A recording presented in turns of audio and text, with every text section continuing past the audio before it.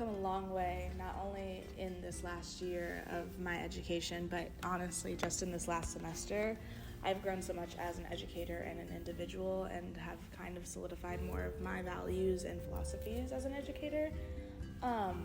I have been teaching a lot more, so that has been helping, and getting the actual experience of like student feedback and the trial and error that is teaching.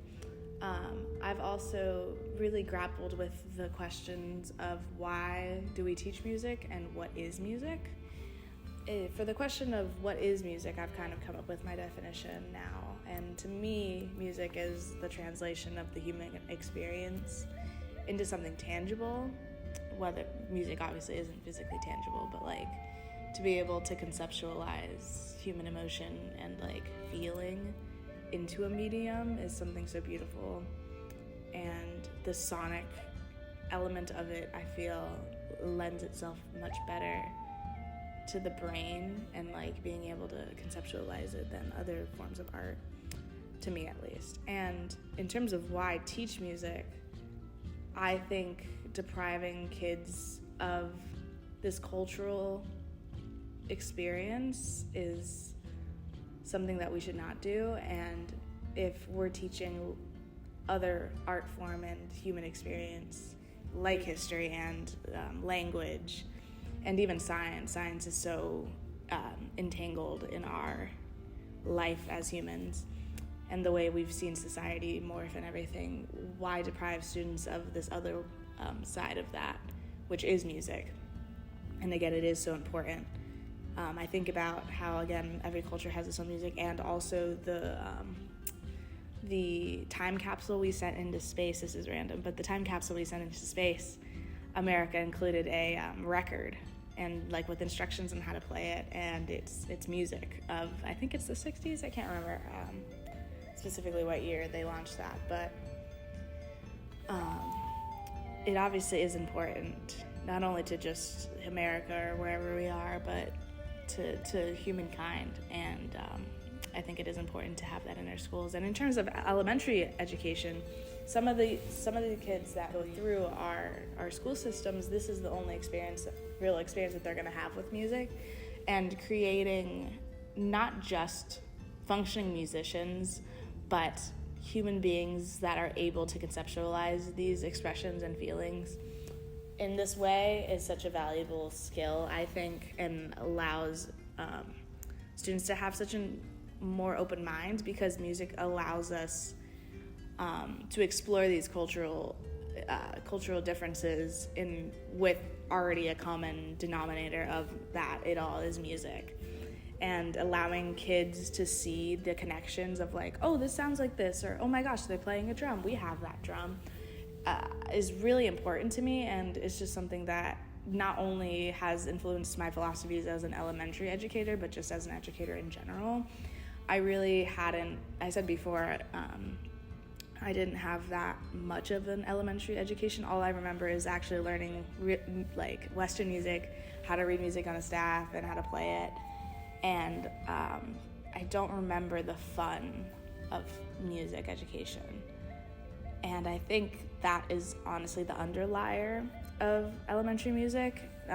General fun and learning through experience rather than lecture is also something that is really special about it, and something that I really struggle with, because I love to ramble and I love to give like little tips and everything, but at the end of the day, we should be focusing on our kids learning and experiencing.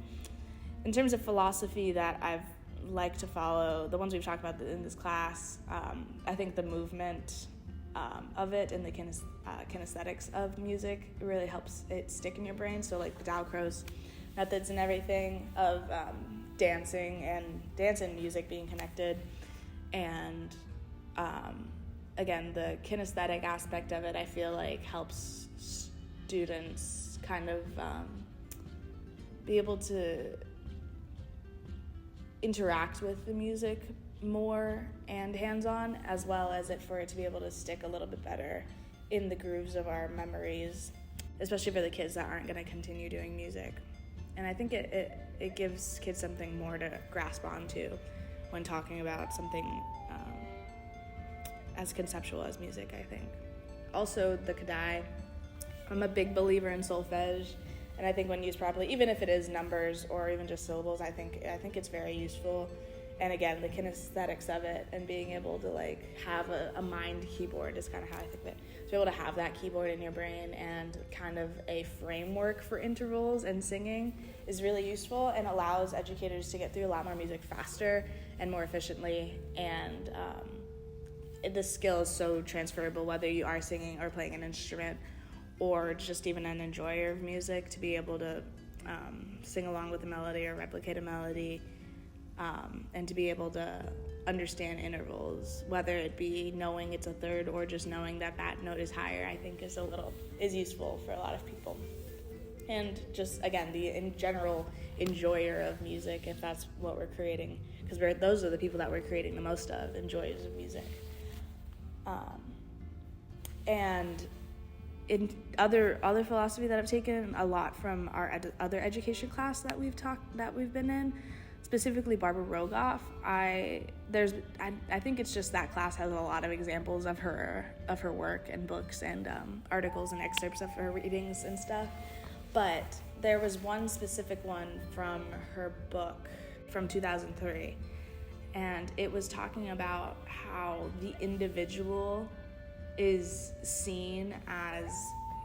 typically seen as coming with a set knowledge and like rules basically of their being, except like that's not the case. And when educators think of children as already set things of like they're already coming with this amount of knowledge, it kind of limits us in terms of being able to see the individual as a reflection of the culture that they are also in, and the culture also is a reflection of the individuals at that time. And I don't know, that just kind of opened my perspectives of what is right and what is wrong. And in terms of education, there's not really wrong answers, there are just different answers. And I think that having that open mind and allowing students to see things differently and allowing them to collaborate to become to an understanding is the most important part. And I think general music education is the place to do that, since one, there are not really like specific standardized tests per se in these things.